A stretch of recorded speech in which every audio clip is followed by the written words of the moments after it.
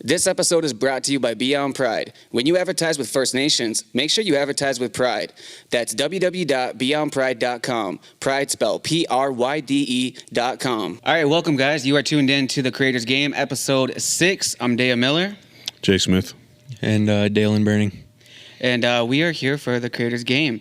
And we're going to be talking a lot of lacrosse, and we have a new guest. Every week we have new guests. We have Dale Burning from the Rebels. So let's get started there. When did you start playing lacrosse, and how did you get to be on the Rebels? Of course, you played minor. We all know that, but let's talk about in the minor system. Well, I didn't start playing until I was in Tyke. That's when I started playing, so I didn't really know that much about lacrosse until then, but yeah, just playing that and going up, and then tried out for the Rebels the first time in 2021, didn't make it. 2022 didn't make it, and then 2023 I didn't try out, but this year I tried out, and then I finally made it, so that was pretty good. Now, before the Rebels, did you just play within the minor system, or did you maybe go into training camps or different things outside of Six Nations lacrosse? Not really. Just did the minor lacrosse down here on the res. That was about it. And who were some of the players that maybe you have looked up to, or maybe even some of the people in your family? I don't know if you come from a large lacrosse family or anything like that, but who are some of the people that you looked up to? I really looked up to Kiddo Hill growing up. He was one of my favorite players to watch, and when I was getting to the age of junior lacrosse, I always looked up to my older cousin Ricky Smith, because he played on the Rebels and stuff like that, and I always kind of wanted to do that just like him. And then what about some of the professional players now that you are in the Rebels? Who do you look up to right now? Randy Stotts a lot. I like how he shoots the ball and how he sets his picks and just the way he carries the ball. I like to try to do some moves he likes to do, so yeah. So who would you say, other than Randy Stotts, that you look up to? Maybe someone who isn't from Six Nations, or even growing up and a bigger lacrosse player that growing up you were just oh, I want to be like them. The first time you seen an NLL player.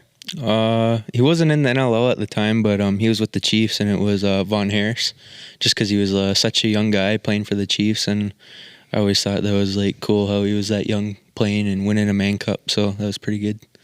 Yeah, and shout out to Vaughn. Vaughn's actually going to come on the show, so yeah. That's cool. And so let's get into the Rebels this season. How has it been going so far? It was going pretty good. We had I think we did really good for having such a young group, and looking forward to next year with all the younger guys learning, and it was just a big learning year, I think.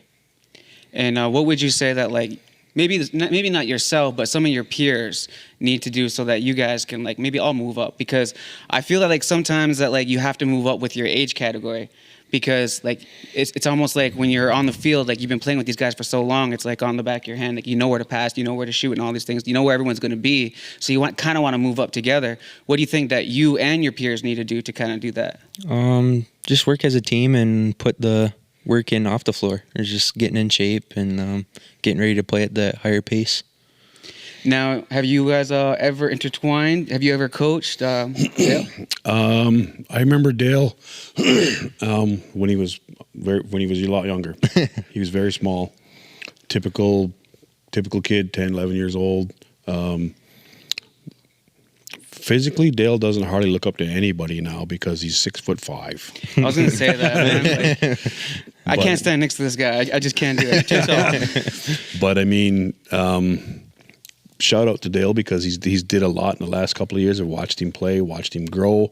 I know that he hits up my son Lane every so often for advice or just to shoot the breeze or whatever. And Dale's great game has grown tenfold in the last 2 or 3 years. I remember when Dale came out for the Rebels in 2021. It was a COVID year, very hard to even find practice. We had to practice outdoors. We had to practice at a ball hockey rink, and it was slippery as hell, and guys were falling down. There was no season, really. We had a couple of tournaments. That was it. And that year, there was a lot of young guys who, looking now, maybe only half of them are on the team, and they would be the older guys now, because that was 3 years ago. Dale was young, and he's still young. He's still got a couple of years of junior left. But where I seen Dale really grow was last winter, because Dale threw his hat in the ring and played semi-pro lacrosse in the ALL.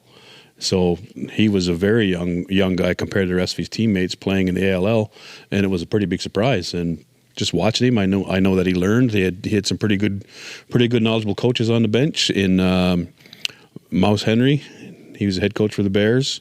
Clancy Almas, he was on the bench. Chuck Brown, they were on the bench. All great knowledgeable guys. So I saw Dale grow like tenfold just in a winter. So fast forward to this summer, I know the Arrows were knocking on his door, calling him up, pulling him up. So he's jumping through the hoops, he's putting in the work, he's going through everything that a lot of young guys go through to get to that level. And kudos to you, Dale, because you're doing it. Yeah, thank you. What do you think is the hardest thing to like kind of stay on track to get to the next level? Like, because I know, like, especially in the juniors, there's so much, you know, you got the drama at high school, you have like, your girlfriend, you have all these different things, like the stress of being a teenager or, you know, a young man or whatever, all these different things. How do you just keep, you know, your mind in the game and be like, I got to focus on lacrosse because I know that this is going to get me to the next level or the next chapter of my life? I think just maintaining the love for the game, that's a big one. So, like, can't get too high on it, can't get too low on it. It's just, you just gotta kind of maintain it, and I don't really know how, but yeah, just kind of doing that. What do you think is like the hardest thing though? Like, cause I can, like, I know when I was in high school, right? Like, you're gonna have like beefs at school, you're gonna have beefs on the floor, you're gonna be angry at the world. How do you leave the emotion out of it though? Or is lacrosse your outlet to get that emotion out? For me, yeah, I think it is. So it's just kind of whenever something happens, like you're down or something, you just go grab your stick, just go shoot around, just let it all out, you know. Yeah, for sure. Like that's I think that's how most players are. It's just that like it's even like a good talking mechanism. When you're playing catch with someone, you're always talking and things like that. Who's someone on your team that you have like a good connection with? Like maybe like you have like a best friend on the team, or like someone who has to be on your line and like you guys score goals together type thing? Well, I'd say one of my best friends on the team would be Trey Miller, but one of the players I think I work pretty good with is Joe Squire. And how do you feel about that combo right there? I've known Trey Miller, again, I've known him since birth. I'm good friends with his parents. Shout out to the Healers. Trey Miller's dad is Randy Miller, guitar player for the Healers. Trey's mom, I've known her since grade school, went to school with her. He's another kid who's coming out of his shell. He was really quiet, really shy, and you can just tell which of these kids use lacrosse as their outlet. Trey is one, because if you don't know him, he don't talk. But get to know him, and like sometimes you got to walk away because you just don't shut up. No, but he's a great kid, super kid. He can play both ends of the floor. He can play transition. He can play offense, defense. He is coming out of his shell. He's a very hard worker, and I've watched these guys while they were growing up. I've watched them in junior, and like you said, you just seem to know where guys are sometimes. And Dale plays righty offense. Joe plays lefty offense, and Joe's another young guy. What is he, 17? Yeah, his second year junior. And like, admittedly, I can't wait for him to hit senior. I already call him up in AP, and we've AP'd Dale to senior B, so they have the knowledge. That's one thing that coaches can't teach is lacrosse or floor IQ. You can't teach that. It's got to be in you. You got to find it yourself. And Joe is, again, another one of these players who has that IQ, and he's pretty creative too. Like, you think there's no shot there, and all of a sudden he's putting a backhand over the goalie shoulder or just somewhere. But I've seen a lot of cross crease passes between these guys that have ended up in goals that are just like they just know where each other is. No look past, it's in the net all of a sudden. So I've seen these guys play, and yeah, Dale and Joe are a great combination. Dale and Trey are a great combination. The three of them on the floor together, they're a great combination. So like, what about like the Arrows? Like, I know you've been like called up, right? So like, how was that experience as opposed to like the other league that you got called up to? It was pretty good. It was a lot faster. Like, well, that's expected, but Yeah, it was a lot faster. Yeah. What about like even like the maybe not the intimidation because like you're obviously a lot larger, but even still like someone on the floor who maybe isn't as large as you could still just be like they got years on you, years of that IQ of the lacrosse that will just they could just they just know exactly where you're going to be before you're even going to be there. What are some of the things that you had to like overcome during playing with the arrows and you're just like, oh yeah, now I got to work on that, and you like learned it very quick. You learned it very quick during the game or something. Is like I remember when I went out there for that first shift, I was just running out there cross-checking everybody, just setting my picks, running around crazy, and the arrows coach Stu Montori pulled me to the side and he's like, you can't just run around cross-checking people on offense. He goes, he just basically taught me like the proper way to set a pick at that level. Mm-hmm. So you got to have good footwork for it, and you just got to always be looking for the ball, he said. So that was another thing I had to learn on the fly, was how to properly set picks at that level. So. And then even when it comes back to like the intimidation factor, now going down to the Rebels, you are like the biggest one on the floor. So like is it common for other players to want to pick on you or to want to square up with you? Not really to square up with me, but like I have to pad up both my arms for when I go out there. So yeah, I can definitely feel the extra wax here and there. Yeah, I can imagine that. Like I was a smaller player, so when I see you, I'm just like, oh, take out the knees, right? Like, I don't know, like what else can I do, right? Yeah. Take out the knees. Yeah. So like, what about some of the drama that's been going on? You said that there was some drama with the Rebels and with the refs, or not? Something's going on. Well, as it happens, I had an away game that night, so I wasn't there. But I do know that there was issues on the floor. The Rebels were in the playoffs against Cambridge. Was that game 4? Game 4. Game 4. It was at the ILA. From what I saw, didn't look like much transpired. There was a line brawl. It happens. It happens in lacrosse all the time. I wouldn't even call it a brawl. There was, what I saw wasn't 5 guys fighting 5 guys. There was a scrum in a corner. There was some pushing and shoving. A couple of guys scrapped her out. To me, it didn't look like much, but apparently there was other video that went out. Very puzzling to me, because now cell phone video footage is accepted to assist in making disciplinary decisions. I don't know, because I know years past when we've tried to submit cell phone video footage of something, we were told that it wasn't accepted because it could have been altered. I really don't know. I didn't see all the video footage from there. There's probably 100 videos out there. Both teams. My understanding is the Cambridge coach was even filming. I don't know. Dale can probably better answer what exactly happened. I know Dale got a 2-game suspension. There were other players that got suspended indefinitely pending a hearing. Another fellow, another giant like Dale on the lefty offense side, Brenny Anderson, huge kid. He got a suspension indefinitely, and so based on the information that I had read, I for sure thought he was going to get like 10, 15 games. They seem to be doling out those high number games or suspensions, and then I come to find out that he didn't get anything. So my question, and it's only my opinion, like I said, people see this, the OLA may be knocking on my door. Was Dale and Brenny just given these to keep them out of that final game 5? I don't know. But Dale can better answer what was going on the floor, because he was there. So what did happen during the game? You were there. Yeah.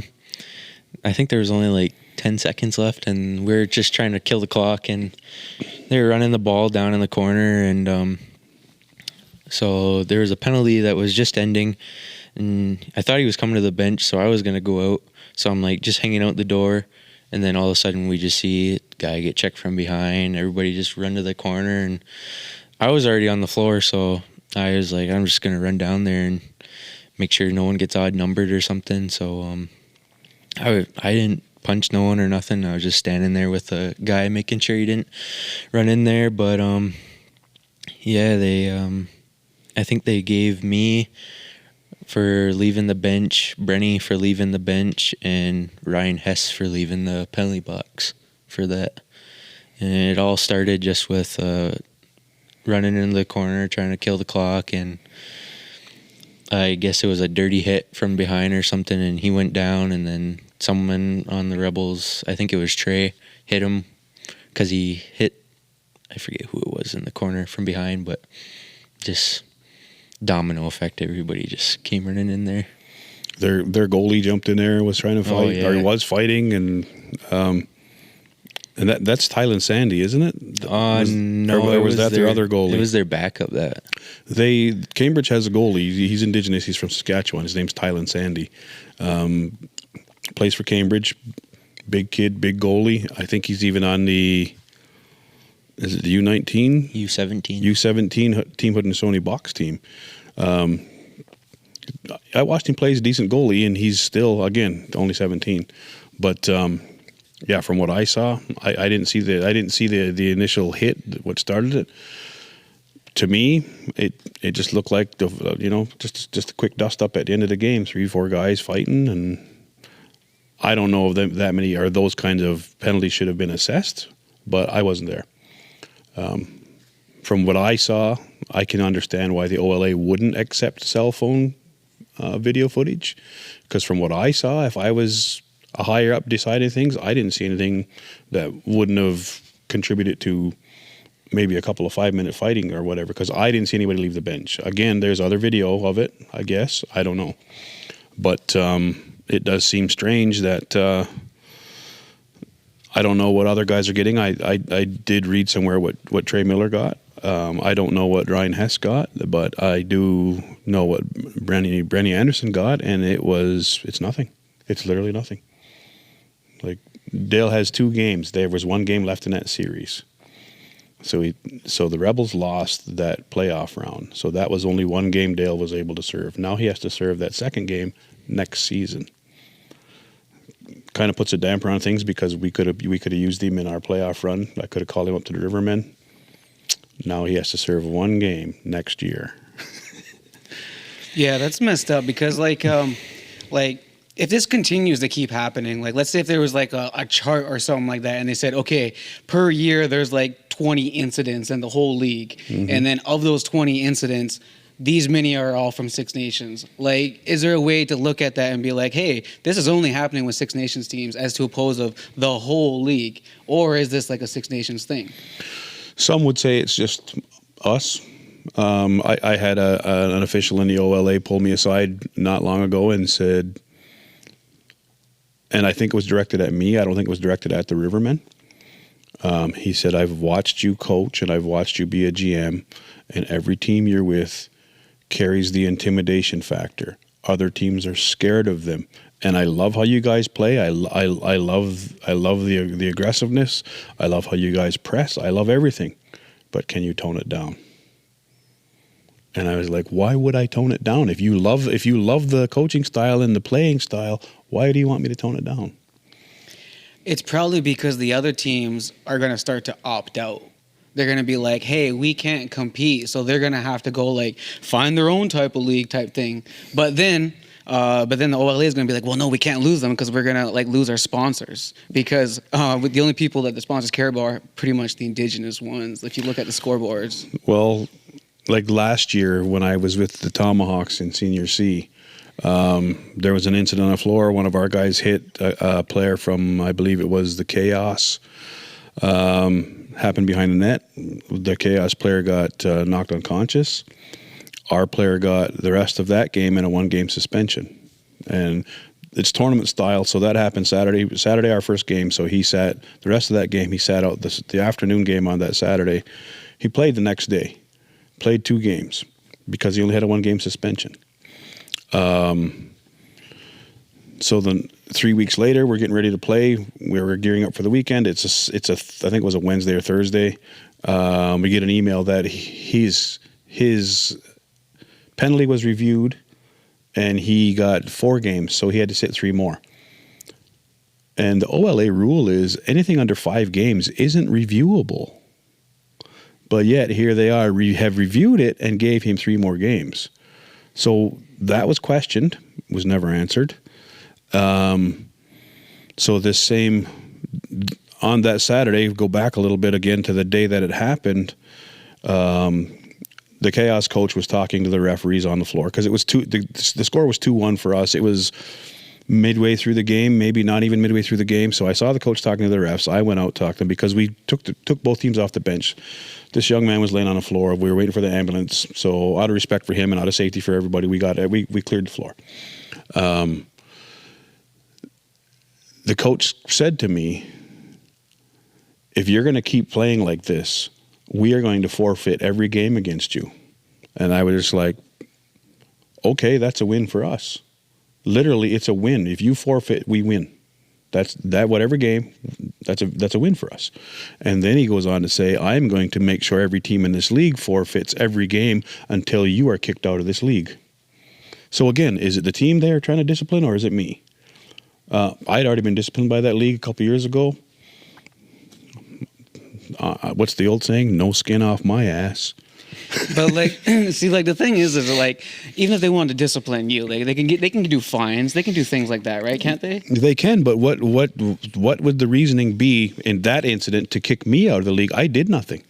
But like, but what I'm trying to get at is that like you're not on the floor. You're not the one pressing the game. You're not the one who's out there kicking ass. That's what they're afraid of. That's what they're pissed off about. They're like, man, we go out there and we get our ass kicked. Exactly. Can you guys tone it down? Like all the other teams, we're just gonna start forfeiting. We're gonna take our ball and go home if you guys don't just stop that. That's what it sounds like. The intimidation factor is something that it's a few episodes back I talked about the psychology of the game. To me, that's psychological warfare, and if I'm winning, I've already won the game. Yeah, I had a couple guys last year and a couple guys this year that we brought in, who are the X factor. When the other teams just see them walk in the arena, they're like, oh shit. One is Rory Smith. I had him last year in Senior C. He's with the Rivermen this year. Rivermen just before the signing deadline, we acquired Tyson Bomberry. Former captain of the Arrows, won a Minto Cup or two. He's won, I believe, Man Cups with the Chiefs. Short stint in NLL with San Diego. His work and some injuries kept him from playing in the NLL, but huge man, hits like a dump truck, and players are scared of him. And I would be too if I was out there. And then I'm not going to tone down my coaching style or my player selection as a GM. I'm not going to. Why should I? If it works. If it ain't broke, why fix it? Yeah, true. So, like, let's get back to the Rebels a little bit. So, like, as he was like saying how like there's some players that you see like once they get to the arena, you're like, oh shit, they're here. Like in today's day and age, we have Instagram, so you can see all these other players on all the other teams. Who are some players that you're like, you just, whether you like them or not, you just kind of respect that, you know, their game that they play, Indigenous or not, like whether they, no matter what team they're on. I'd have to say probably Nick Thomas on Cambridge. Yeah, he's a local boy. Yeah, he's one of my good buddies. He's just like, you can chirp him, lock him off all you want, but he'll do something to put the ball in the net to shut you up. So yeah. Another one I saw in Cambridge, and he's tried out for junior teams here. He tried out for the 21 Rebels, and he is one of those players who you cannot stand playing against, but you love to have him on your team. I had a player like that last year who now plays for Hamilton, and he draws my guys into so many penalties, but he's doing his job. And the player in Cambridge that does that, Rolando Henderson, he's from here too, and he's a thorn on everybody's side, and like it's almost to the point where like, for his own safety, he may have to get escorted out of the arena by cops. But actually, there was a lot of cops at that Cambridge game. Yeah, there was. But that is how Rolo plays, and like I'm just like, I can't wait for this kid to get to senior because that's his job. He's playing a role. I don't know whether he does it intentional or the teams are telling him this is his role, but he's one of those kids that you don't want to play against because you know that he's going to be a thorn in your side. What about like the Rebels? Like who do you say is like their enforcers? Like in the, like, or even like in the junior league in general, who do you see as like the enforcers of the junior league right now? When you go out there and you're like, like, you know that, like, because again, you're like 6'5", you're the one that everyone's gonna be like, hey man, you gotta back me up, you got my back, right? They're gonna be looking at you. So, you know, when someone says, hey, you got my back, and you're looking at who you're gonna have to go up against, who do you not maybe want to see? Probably Ryan Hess. We called him up for the playoff series, and yeah, he's been in a couple tilts. Even when we were in minor, you can't fight in minor, but he'd still do it. So. Yeah. I remember Udo coming out, and like that was his job too. Just police everybody out there. Yeah. I don't know what kind of suspension he's going to get, but I would hope it isn't that bad. He's another one that I can't wait to see get to senior. See, we have, like I mentioned, we have Rory Smith.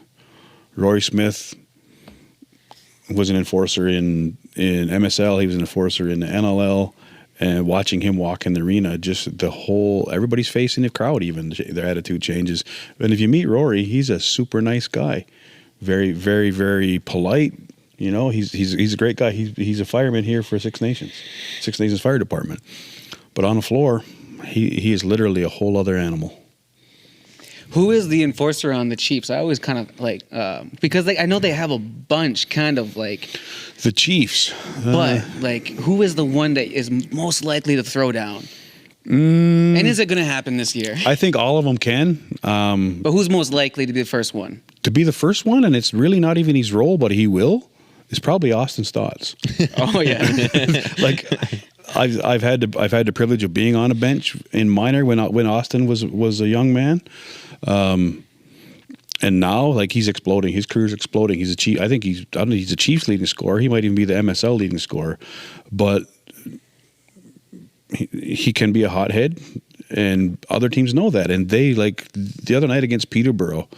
There was one guy on defense for Peterborough that was just trying to get under his skin, and Austin probably wanted to beat the shit out of him, but he just focused on scoring. And like Austin's got 33 goals or something already this year in 12 games or 11 games or something like that. But Austin will shake the mitts with anybody.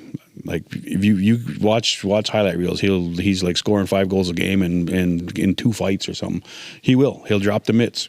And again, another kid, you talk to him, he'll talk to you. You want to talk lacrosse? He'll talk. I've seen him talking with elders. I've had conversations with him myself. I've seen him talking to little kids. Another great guy. Nungo Thompson on the Chiefs.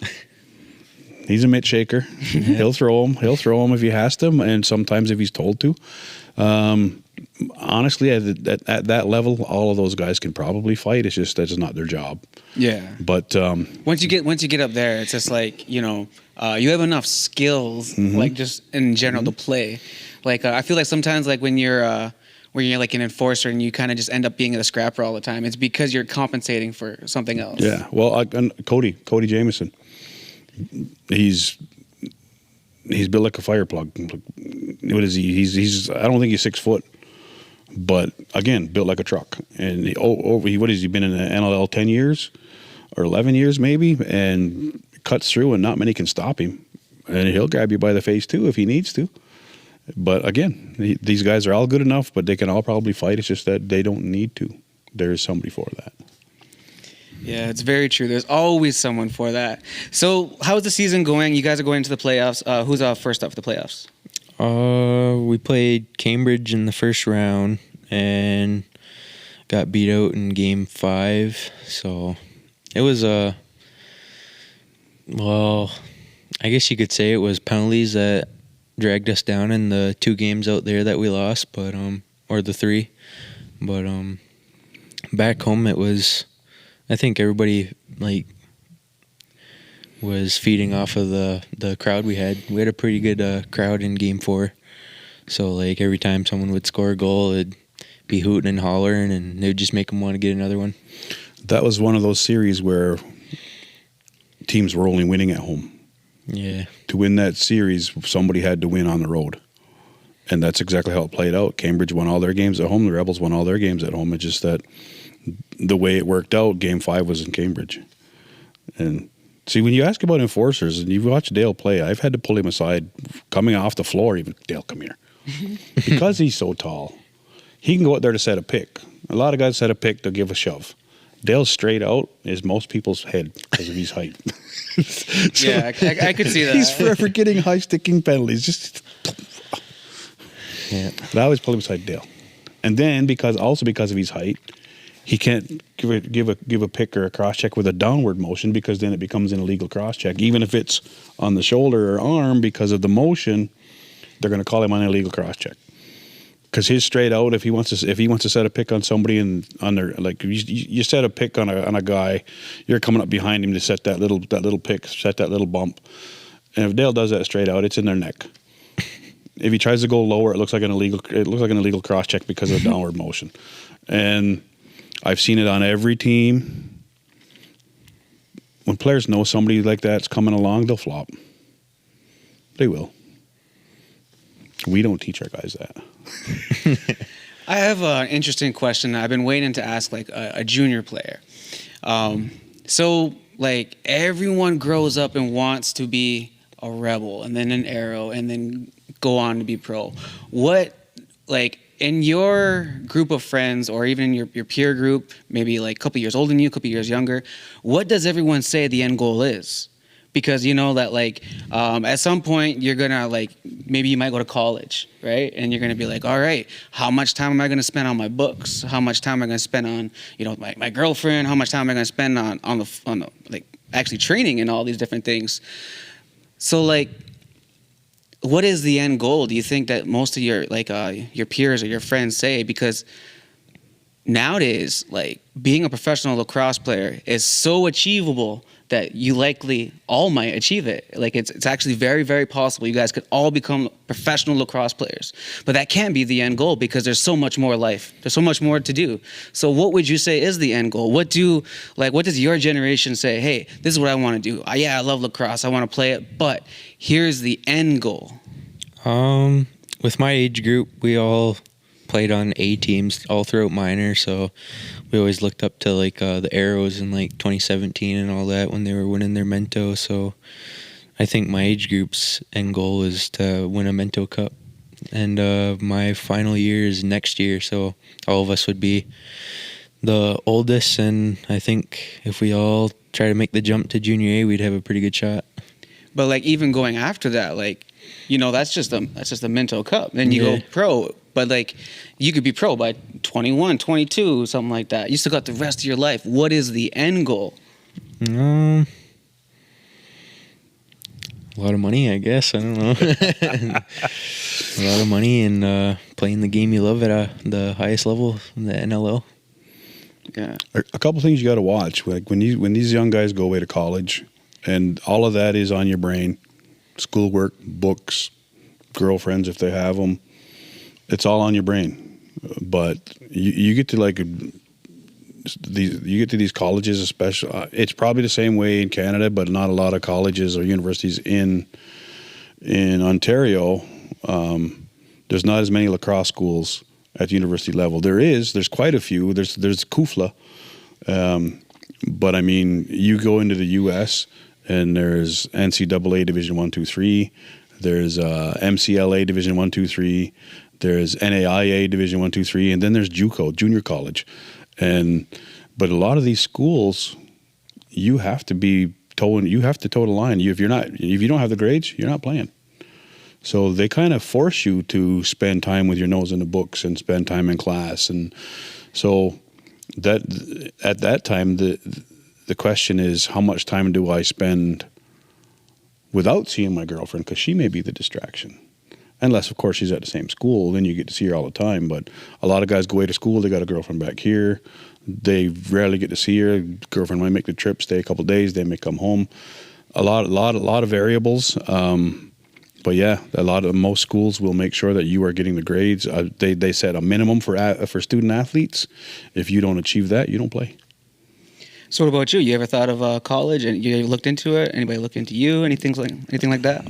There was a few schools that reached out to me after I played in the NAG games. It was the University of Ottawa and what's that other one? There was one down in Virginia and there was one in Sudbury.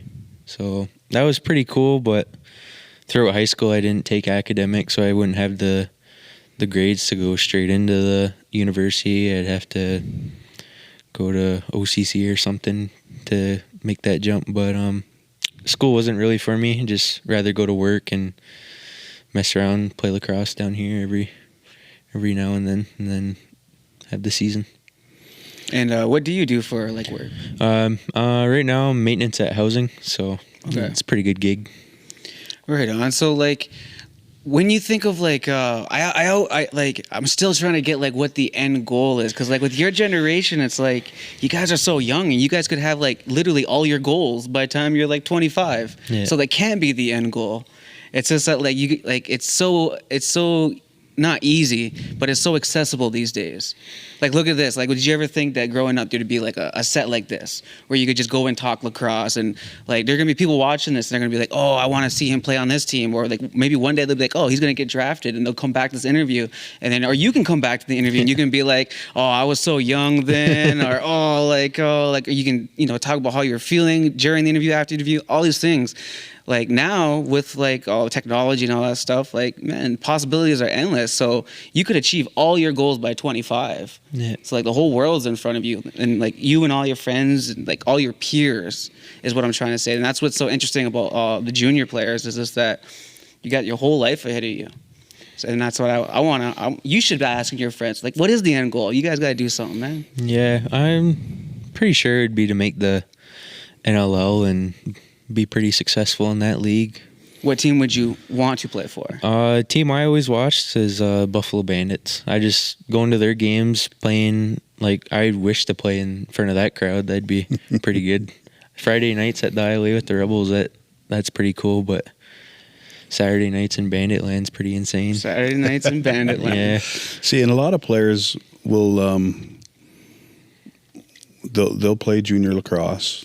They'll get their college, university degree, whatever, and then they're done with the sport. A lot of players use lacrosse to get the scholarship, to pay for school, to get their degree, and for a lot of them, the end goal was getting the degree. Lacrosse just got them there. And sometimes they put the stick away and don't ever look back. They're full-fledged into their career, and you might see somebody, oh yeah, I went to a D1 school and played for 4 years, and when I graduated, hung my stick up. So a lot of them use the game to pay their tuition, to get the schooling. A lot of them get the prestigious school on the front of their jersey and use the game to get farther in the game. Like a lot of guys, like Dale said, and it's not just Dale. There's so many kids down here that are just taking when I was in high school, it was general studies. It wasn't. There was advanced, general, and basic. Now it's academic. Yeah, it's academic and applied. Yeah, so essential, applied, and academic. Yeah. A lot of the kids down here just take the applied, and then when the student athletes want to go somewhere, they do have to go into JUCO, into junior college, into Herkimer, OCC. There's one that's a trade school, by the way, that I know right off the top of my head that I remember, SUNY Delhi. You can go there and take welding for 2 years and come out with a welding degree, which is a college degree, and play lacrosse. I mean, there's probably a ton more out there, but I mean, if your thing's working, nothing wrong with it. You won't have any student loans to pay off. Yeah. But a lot of them do use lacrosse to get the degree, and a lot of them use lacrosse to get the name on a jersey and set records, and that's what they remember more so than getting a 2-year degree in criminal justice or something. A lot of guys have went that route. What a lot of guys also find out is the diplomas that they get over there, when they transfer back here to go to school, they can't use it. Yeah, or they have to upgrade. Yeah, there's a few guys that's happened to. But also, if you go to a junior college, what happens is a lot of times you take that 2-year program, transfer to a higher school, a Division 1 or 2 school, and those 2 years become the first 2 years of a 4-year program there. So it's doable, and a lot of guys have did it. Like a lot of our boys have went to Onondaga, went to Syracuse, went to Albany, and they went the JUCO route first. So it's very doable. The big thing is a lot of our kids get homesick.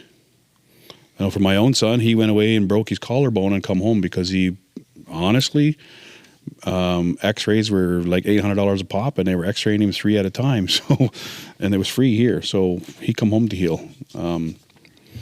Yeah, that is true. Like healthcare out there, I didn't even think of that. Holy.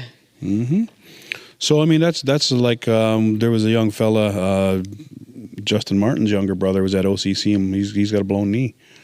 I don't know if he's getting healthcare here or over there, but he's still pursuing his studies, which is good, because a lot of kids get homesick, and if you're there to play lacrosse and can't, that might just make you want to come home even better or even more. So if he's still there, able and going through the studies, kudos to him. So next year, you said you're gonna be trying out for the Arrows, right? Yeah, I want to try to make that jump. What about the Fire? I was actually thinking about trying to go out for that team this year, but as I was gonna go out for them, I heard that there was a thing where you could only have 5 transfers from the OLA to go play on that team, and I already knew that there was a lot of guys trying to make the transfer over, so I just didn't even bother. So I actually didn't try out with the Rebels right away. I was too busy playing in the ALL with the Bears, and one of the coaches was just talking to me. He's like, you should just come try out. So I was like, yeah, I'll just throw the ball around, I guess. So yeah, I went and did that and ended up making it. So it was pretty good. So you think you might try out for the Fire next year, or are you still just gonna Arrows? I want to try to make the Arrows, but if not, I just sign with the Rebels so I can AP up again. True. Yeah. So what about like Rivermen? I know that they are still undefeated. No, we got 2 losses. What? Yeah. We've only had It's only been a couple weeks since the break. We lost. Or only been a couple games since our last episode. We lost our first game of the year against Brooklyn. We went on a bus with 13 guys, played with 13 guys. They beat us by 1. Week or so back, maybe 2, we went to Hamilton. It was the weekend before final roster submissions. Head coach goes in the dressing room and says, okay, guys, for some of you, this may be your last chance to impress me. There was some guys that played that I would say were on a bubble. There's other guys that come final roster time didn't make the 25-man roster for whatever reason, like Tate and Sky, for example. He's injured foot, tough kid. Didn't ever want to come right out and tell us what was wrong with it, and we couldn't really put him on a 25-man roster being injured. We didn't know what his return date would be to be able to actually play, so I had to put him on the injured reserve list and couldn't put him on a 25-man. But that night in Hamilton, take nothing away from Hamilton, they played a hell of a game. I'm not saying this is why we lost, but it was a wake-up call. They beat us 10-8. They played a hell of a game. They were all over us. I think our guys may have been a little overconfident. I don't know. But it was an eye-opener. It kicked us in the ass and let us know. So our record right now is 13-2. We're still in first. Brooklyn is right on our tail. We're on the road tomorrow to Owen Sound for our last regular season game. A win out there will clinch. We'll clinch first place. I mean, right now, there's a very slim outside chance Brooklyn can catch us, and I only say that because I'm pretty confident we're going to win tomorrow. So it was a very thorough update. I love that. Indubitably. Indubitably. What about the Chiefs, though? How are the Chiefs doing? See you rocking the Chiefs shirt. Got the Chiefs hat. Holy. Where's mine? I put it in my head that I probably got to watch them a little more because Rivermen and Chiefs have a pretty good working relationship. We want to build on that and make it even better. General manager for the Chiefs, Dewey, been a lifelong friend. I've known him since I was a kid. He's doing amazing things there. He texts me, out of the blue. We shoot the breeze. I'll text him for advice. He'll offer advice. Hey, do you have this or this? No, he'll send me lists that I might need to help my job a little easier. And I just thought, you know what? I got to make a conscious effort to go watch them guys a little more, especially now that they're calling up some Rivermen players. So the other night, Rossi Hill got AP'd. The last 2 or 3 games, they've used 4 or 5 of our guys, and outcome has been great. the Chiefs bring our guys up, and our guys are able to adapt and learn their systems and adapt quite well. Like against Peterborough the other night, Rossi Hill played. Great kid. He's fresh out of junior. He's a first-year senior, and he's putting up goals in both. He's putting up points in both leagues, both Senior B and MSL. So kudos to Rossi and kudos to the Chiefs for having the faith and pulling our guys up. And I think, well, they haven't lost yet, and I don't think they're gonna. Not with the firepower they got. Like that's, I feel sorry for teams coming in and have to play those guys. But like, so how does that work though? Because like all these other teams are just getting completely like crushed, right? And then obviously you know that they have this all-star team. So at what point can the league say, hey, you guys can't do that anymore? Is that a thing or is that not a thing? I'm going to say, and I don't 100% know for sure, but I'm going to say there's nothing they can do. Senior lacrosse is, the leagues are non-residential, so you don't have to live here to be on the team. It just comes down to, for the Chiefs, number one, legacy. How many Man Cups have they won? People want to be a part of that. Oftentimes, a lot of the guys play together in NLL.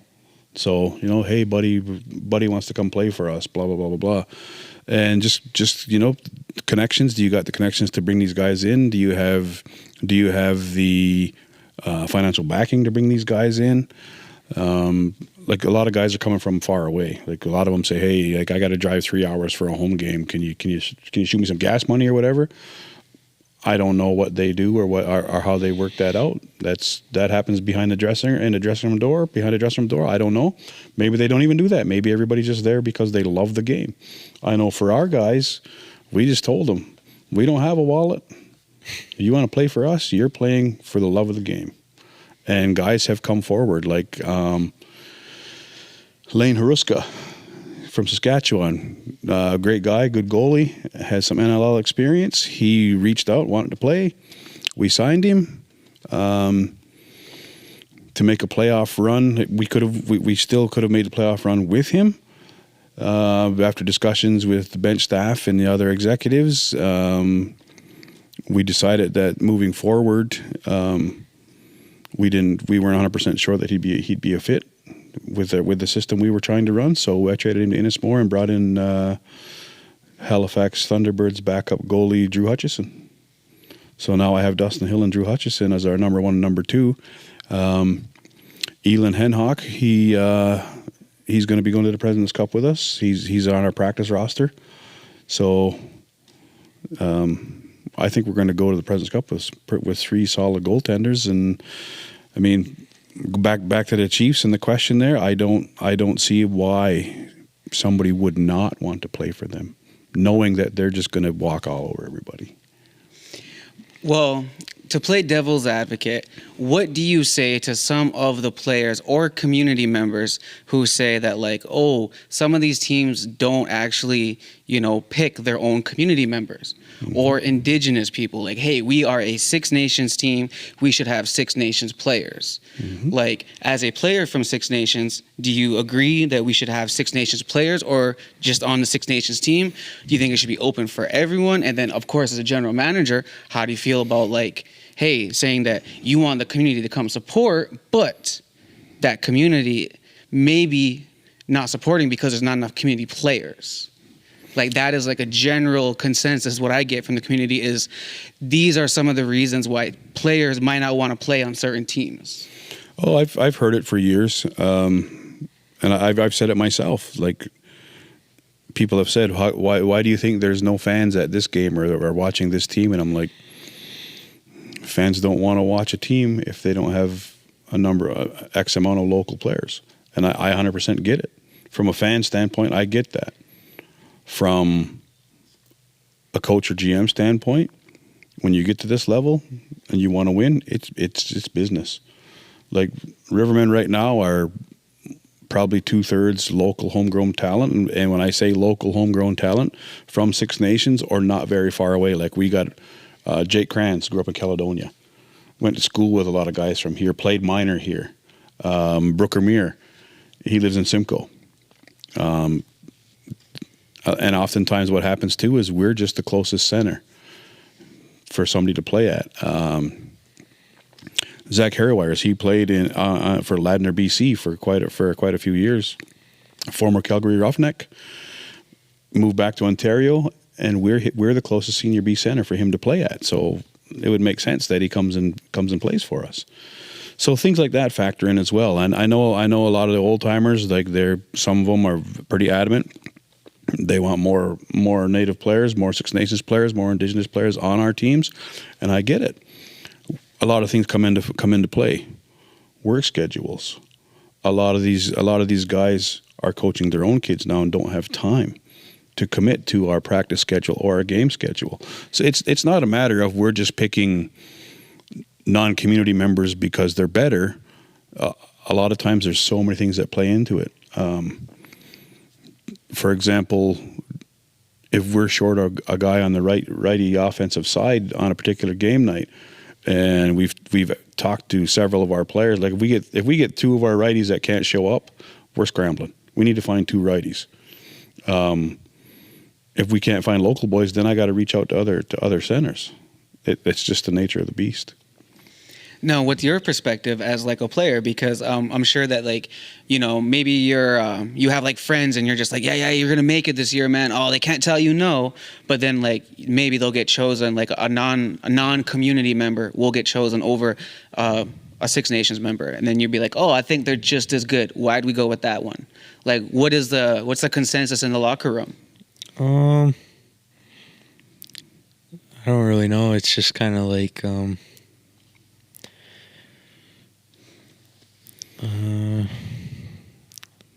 it's just kind of like, I don't know how to put it. It's just kind of like you got to pick the better guy, kind of, but it is what it is. I'm really trying to think of how to put it in a good way. Put it in a bad way, yeah. Yeah, it's just like, say it. yeah. Just say it. Like, it doesn't matter if he's like from here or not, but it's just like, it don't matter to me. Like, we have two guys on the Rebels who aren't from Six Nations. Like, one's from Cuga and then one's from Milton. And I had some buddies trying out that didn't get picked, but they signed them, and it didn't bother me. And they're some of my good buddies, Lucas Ecker and Thomas Crossley. They're some really good defenders. So I don't know. I just never really thought of it, and it is what it is. They're some of my good friends. So Yeah, I just noticed that like that was just kind of like, because I always ask people like outside of people who actually play like lacrosse, I'll just be like, ask community members. I'll be like, oh, why do you support this team? Or why do you support that team? And I'll be like, oh, like kind of what you said. Oh, well, I have a family on that team, or I have family on this team, or this team doesn't have enough players that I know. And it always leads back to like where the heart of the team is. Mm-hmm. And like, is the heart of the team actually like Six Nations? Because like Six Nations wants to come out and support their own. But sometimes it's just like, oh, like these teams aren't Six Nations anymore. Even like the Chiefs, even though I know the Chiefs are supposed to be like, you know, like they're this giant team, but like there's probably still some players that could be on the Chiefs that like, you know, like that could be there. And sometimes what I've heard is that a lot of other players feel like, you know, like there's enough talent here that they should be on the forefront. Very true. I've heard it. I've seen it myself. I'm not going to defend the Chiefs without knowing all the politics that goes on behind closed doors. But if you take a look at the Chiefs, the nucleus is from here. Warren, Dougie, Brendan. Both Thompsons have lived here at some point or still do. Austin, Randy. The nucleus is here. It's from here. And in my opinion, and when you get to that level, MSL, Senior B, Junior A, Junior B, for the most part Junior C too, because I know there's some players that aren't from here, they're on the Junior C team even. But as long as your nucleus is from here, then it's business. And there are a lot of fans, there are a lot of parents that don't get that. I remember a few years back I had a Junior C team. And even when I had the intermediate, or U22 as they're called now, even when I had the midget team, I would tell them, some of you guys are going to go right from here to junior. So I'm going to do my best to treat you like a junior team, even though in minor there's certain rules you have to follow. I'm still going to try to treat you like a junior team. And I'd have one parent meeting and say that I'm having a parent meeting to tell you there's no parent meetings. I'm going to treat these guys like young adults, because in the next year or two, they're going to be playing against young adults. Yeah. So some parents were pissed. Minor lacrosse, everybody pays the same amount of registration. They're expecting the same amount of floor time. But as a coach, there's rules. Like, if you can't make practice, should you play the next game if you didn't come to practice?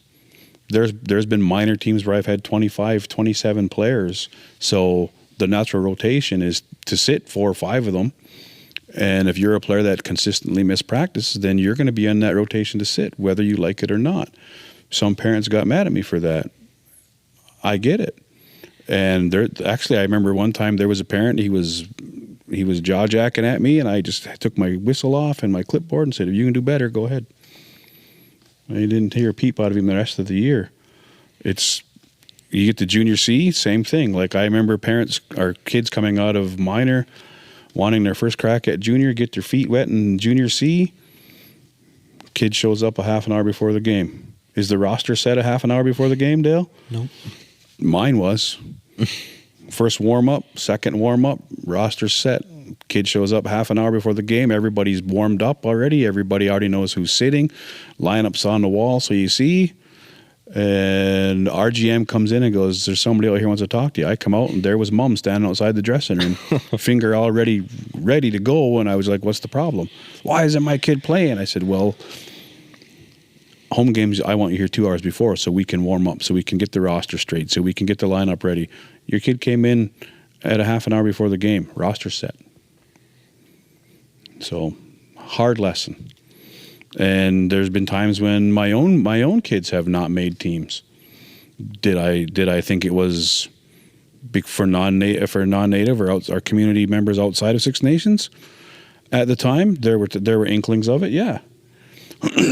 And then also too, you coaches have to look at the attitude of the player. Is there consistency? Some players are super in tryouts and drills. Some players excel in doing drills, doing stuff at practice.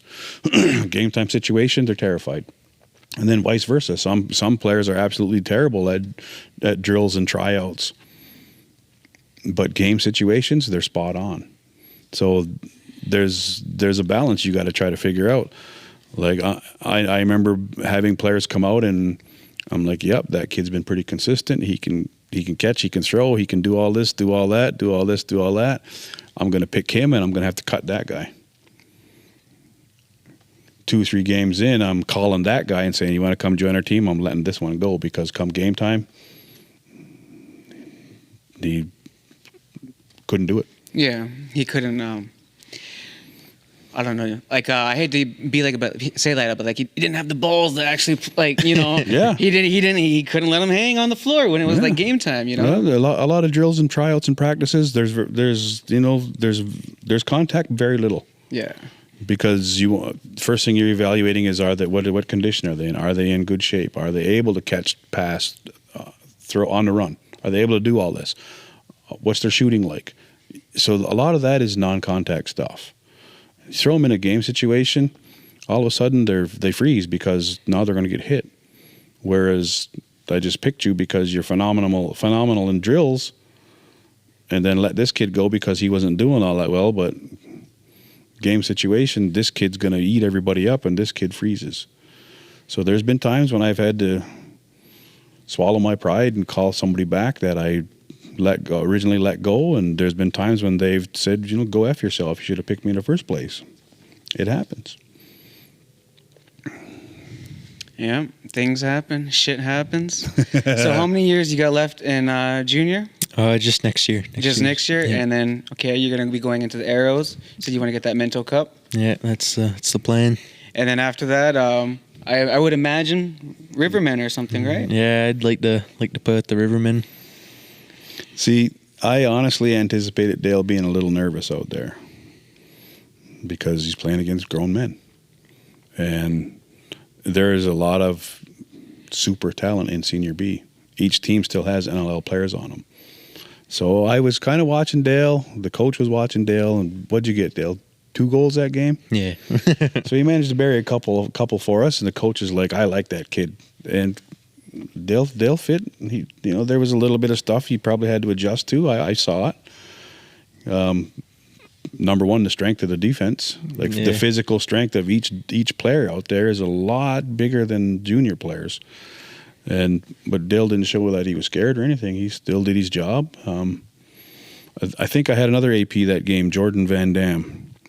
Biker, looks like a biker, full of covered in tattoos. Yeah. And Jordan Van Dam is another one of these players that strikes fear in the opponents because of his play style and his attitude. Another great guy. You talk to him off the floor, he's all laughs and giggles, but kind of said, watch the big kid, make sure nobody picks on him.